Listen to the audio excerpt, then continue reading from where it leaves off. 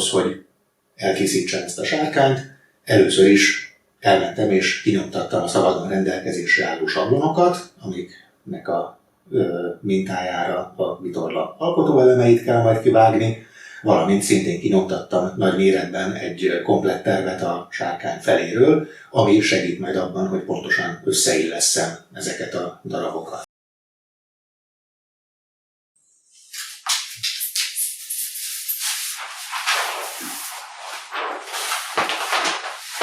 Jó sárkányépítő műhelyen sajnos nincsen, a konyhát foglalom le ennek a munkának a céljaira, úgyhogy a háttér az nem különösebben épületes, és a munkakörülmények sem ideálisak, de azért remélem, hogy működni fog. Az összeillesztő tervet egyelőre félreteszem, és első lépésként a vitorla darabok sablonjait akarom kartonból kivágni. A sablonokat később arra fogom felhasználni, hogy meleg vágóval, pontosabban egy erre a célra dedikált kis forrasztópálkával körbe vágjam a szélük mentén a vitorlának a darabjait ikarexből. A sablon elkészítéséhez elvileg elegendő egy kartonpapír, ez hogyha az ember egy pár alkalomnál többször nem szeretné őket használni, akkor bírja a gyűrődést és bírja a melegvágást is. A karton, amit használok, 1 mm vastagságú, úgynevezett szürke karton, semmi különös, viszonylag jó tartású, kézzel jól vágható, egyszerű kartonnak.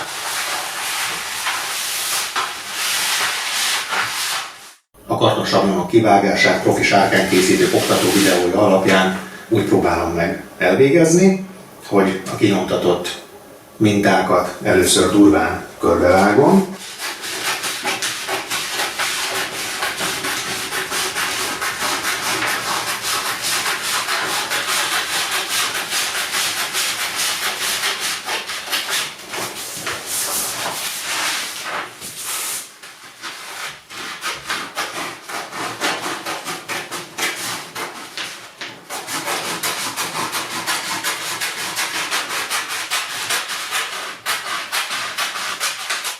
miután körbevágtam, az egyik ilyen darabot elhelyezem a kartonon,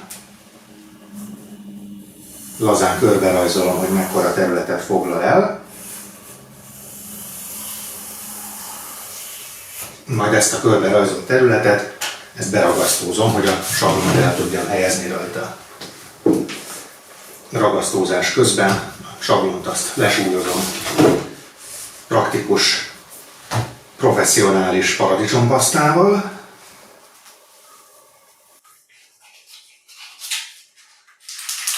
És első körben megpróbálom fújható ragasztós tévvel rögzíteni.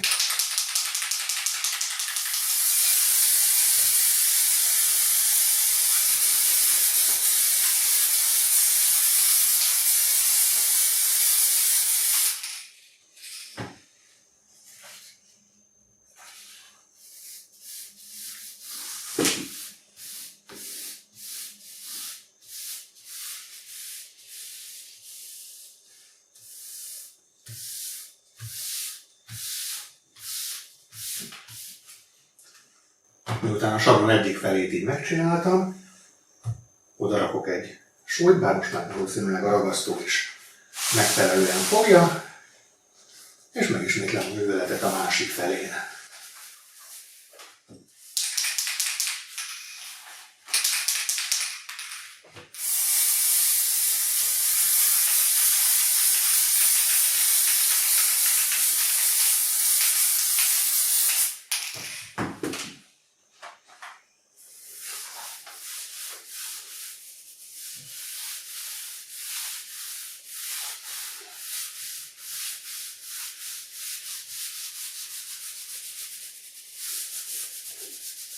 Aztán gyorsan kinyitom az ablakot, mert nem véletlenül figyelmeztettek az ellen, hogy jobb ötlet ezt a fújható ragasztót nem lakásban használni.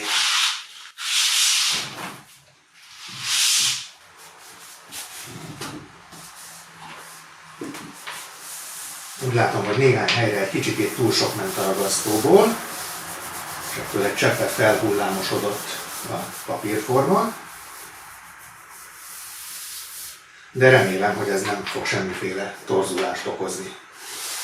A biztonság kedvéért még egy kicsit le is hengerelem.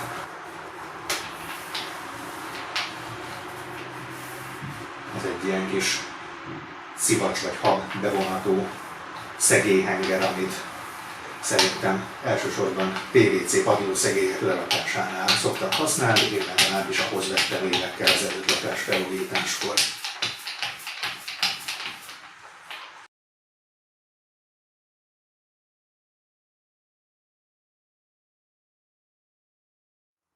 Egy ilyen fölragasztott darabot, ezt most fogok és úgy nagyjából kivágom a kartonból, hogy félretehessem, és hogy amíg a következőt ragasztom, addig ne zavarja egymást a két különböző darab.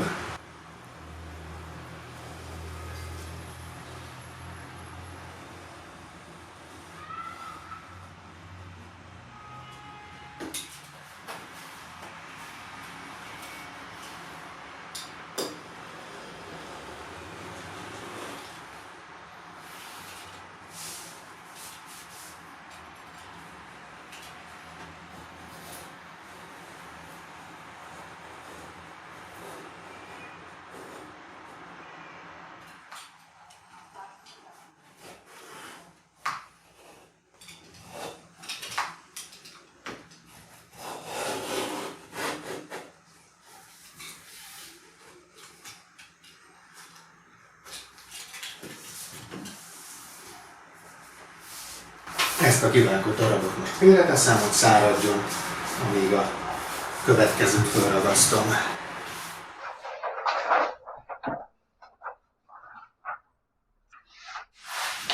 Kivágok tehát a papírmintából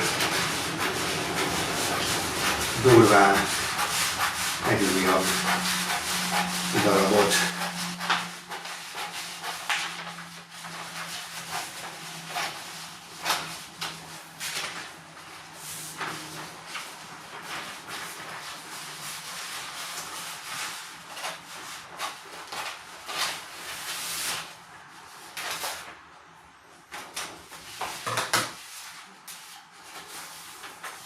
A kartonom az egy kicsivel kisebb, mint az az ív papír, amire a sablonhoz való mintákat kinyomtattattam, de azért nagyjából ugyanúgy helyezem el rajta a papírdarabokat, és aztán majd egy második darab kartont kénytelen leszek használatba venni hozzá.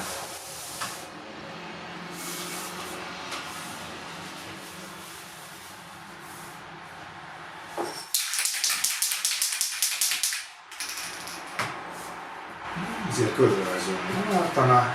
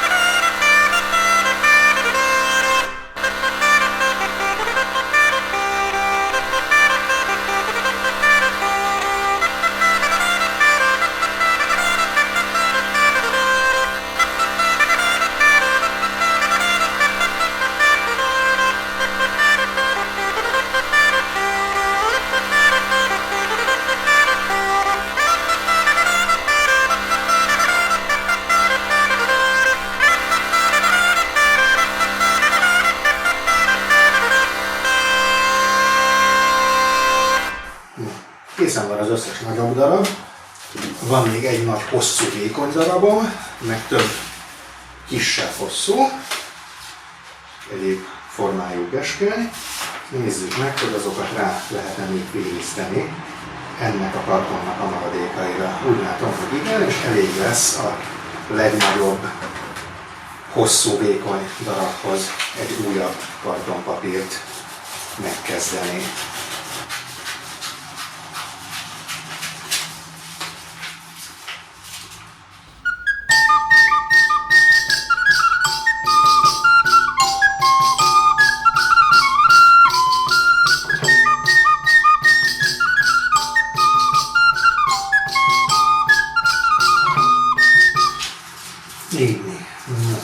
Ez a vitorlacsík, ez még ide el fog férni. Az erősítések pedig szerintem el kell, hogy férjenek ezen a darabon. Nagyon passzántos lesz ez itt, de szépen bőségesen ráfér. Jó, úgyhogy akkor azt a darabot még levágjuk, úgyhogy használható legyen a széle.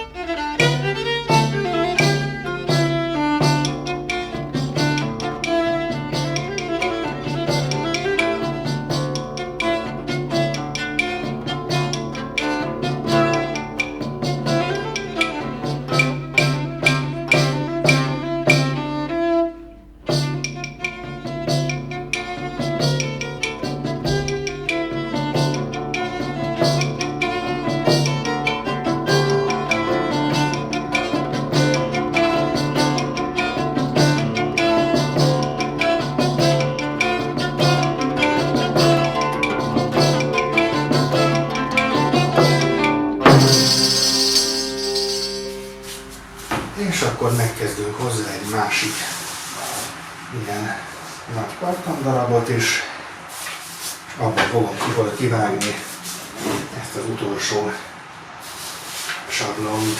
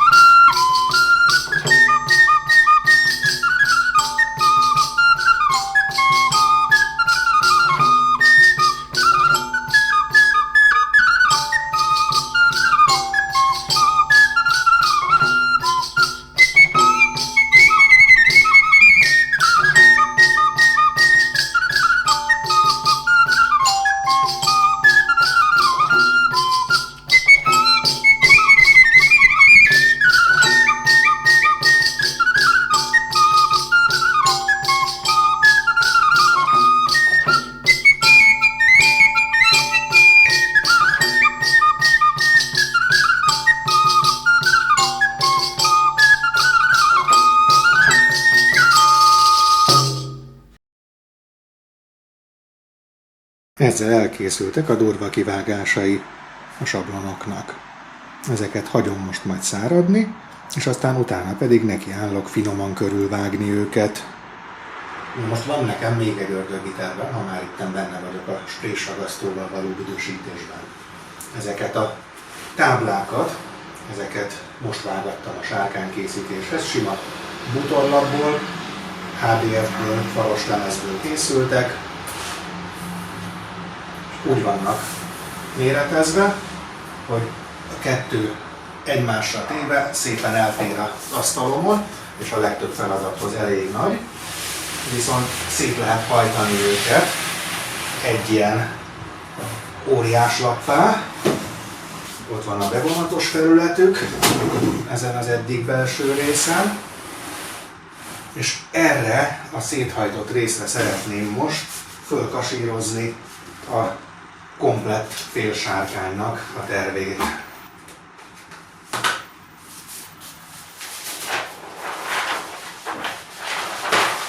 Ez a félsárkány, ez egy ekkora nagy lap. Ilyenkor a szobában látja igazán az ember, hogy mekkora óriási nagy eszközökkel dolgozik, kinn a mezőn nem is tűnik föl a méretük igazából. Nem tudom, hogy ezzel a kihajtott darabbal hogy fogok itt elférni, úgyhogy dolgozni lehessen vele, de meglátjuk, miből élünk.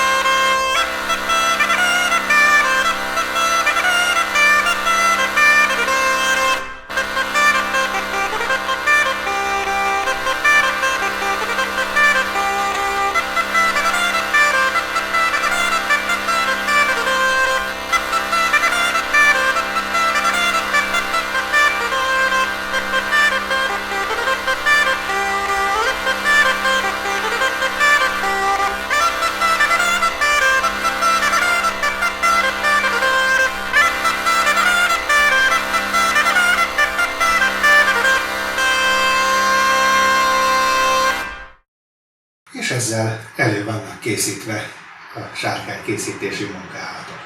Megvan minden ragasztás, most már csak a munka komoly része van hátra. És hogy mit tanultam az eddigiekből? Főleg azt, hogy a fújható ragasztó nem csak büdös, hanem ráadásul baromi bénán fogja csak meg az erősen porózus kartonpapírt. Azóta, hogy ezt felvettem, neki láttam egy másik terv elkészítésének is, de ahhoz már sima ragasztóstiftet használtam, és sokkal elégedettebb vagyok vele. Azon kívül ehhez a másik tervhez a sablon mintákat egy kicsit szorosabban vágtam ki, aztán elrendeztem őket a kartonon, és úgy ragasztottam fel. A ragasztóspré használatakor jobb volt minden felkasírozott darabot mindjárt le is vágni durván az ívkartonról, hogy ne fújjam össze a korábban felragasztott papírokat. A stiftnél viszont nem volt ilyen probléma, hanem elég volt egyszer vágni a kartont, mindjárt pontosan a minták mentén, ahogy azt majd a következő részben megmutatom. Addig pedig lehet lájkolni, feliratkozni, megosztani, stb. És persze a kommenteknek is örülök.